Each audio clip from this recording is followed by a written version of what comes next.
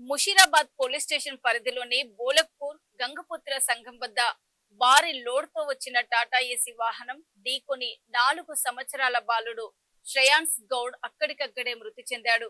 Tata AC driver నిర్లక్ష్యంగా వ్యవహరించడం వల్లే 4 సంవత్సరాల బాలుడు శ్రేయాన్స్ మృతి చెందారని కుటుంబ సభ్యులతో పాటు బస్తీవాసులు, వివిధ పార్టీల నేతలు బోలక్పూర్ హౌస్ వద్ద రోడ్డుపై బైఠాయించి రాస్తారోకో చేసి పెద్ద ఎత్తున ఆందోళన నిర్వహించారు. రోడ్డుపై బైఠాయించి స్థానికులు పెద్ద ఎత్తున ఆందోళన చేయడంతో ఉద్రిక్త పరిస్థితి నెలకొంది. తమకు న్యాయం జరిగేంత వరకు ఇక్కడి నుంచి కదిలేది లేదని వారు హెచ్చరించారు.